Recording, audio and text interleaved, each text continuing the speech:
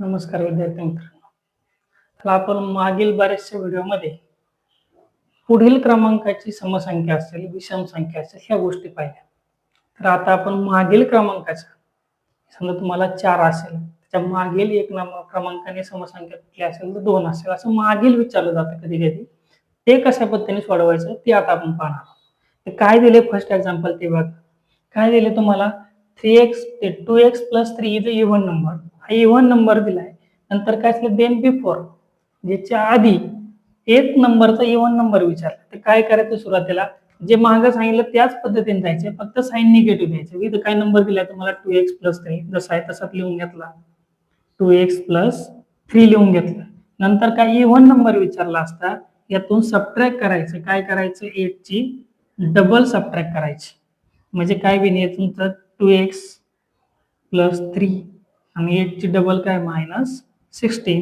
म्हणजे 2x जसं आहे तसंच राहील आणि 16तून 3 गेल्यानंतर किती राहतात 13 आणि साइन मात्र याला काय येणार आहे तुमचं निगेटिव्ह असणार आहे. ज्यांनी रूल्स पाहिले नसतील त्यांनी आपला व्हिडिओ चॅनलवरती आहे ॲडिशन, सबट्रॅक्शन, मल्टिप्लिकेशनचा आणि डिव्हिजनचा तो व्हिडिओ पहा. तर तुम्हाला ही कन्सेप्ट जी काय आहे ती व्यवस्थितपणे समजून येईल. तर विद्यार्थी मित्रांनो एक एक्झाम्पल मी तुम्हाला समजून सांगितले. सेकंड एक्झाम्पल तुम्हाला सॉल्व्ह करायचं आहे आणि आन्सर कमेंट करून सांगायचं आहे. सेकंड एक्झाम्पल बघा. काय दिले तुम्हाला सेकंड टाइपचं 5x + 3 is a even number दिलाय. म्हणजे समसंख्या दिली. Then before 10th odd number विचारलाय. ऑड म्हणजे विषम नंबरचा नंबर विचारलाय. कुठला असेल 10व्या क्रमांकाचा ह्या नंबरच्या आधी. तर काय करायचं अशा वेळेस पहिला नंबर जसा आहे तसं लिहून घ्यायचा 5x + 3. नंतर बिफोर म्हणल्यानंतर काय करायचं तुम्हाला सबट्रॅक्शन करायचं आणि काय सबट्रॅक्शन करायचं दिलेल्या नंबरची काय करायची डबल करायची. त्यातून एक काय करायचा सबट्रॅक्ट करायचा. म्हणजे काय येईल बघा तुमचं 5x + 3 जसं आहे तसंच राहील.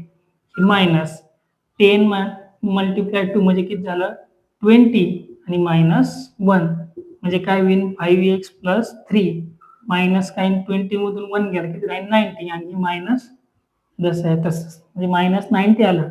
म्हणजे हे 5x 90 मधून 3 गेले किती राहतील विद्यार्थी मित्रांनो 16 राहतील. साइन काय याला निगेटिव्ह कारण 19 काय तुमचा मोठा नंबर आहे. मी पुन्हा एकदा रिपीट करतो. ज्यांनी व्हिडिओ पाहिला नसेल किंवा ही कन्सेप्ट ज्यांना समजली नसेल त्या सर्व विद्यार्थ्यांनी आपला चॅनलवरती जे काही व्हिडिओ आहेत ॲडिशन, सबट्रॅक्शन, मल्टिप्लिकेशनचे रूल आहेत ते रूल्सचे व्हिडिओ एकदा बघा. तुम्हाला ह्या कन्सेप्ट काय होतील क्लिअर होतील. कधी ॲडिशन करायची कधी सबट्रॅक्शन करायची या सर्व गोष्टी काय होतील क्लिअर होतील आणि साइन कुठलं द्यायचं. मी त्या व्हिडिओमध्ये पण सांगितलं होतं की याचा उपयोग तुम्हाला भरपूर ठिकाणी होत असतो. तर अशाच ठिकाणी होत असतो. ते सेपरेट एक्झाम्पल कुठं तुम्हाला जास्त प्रमाणात विचारले जात नाही.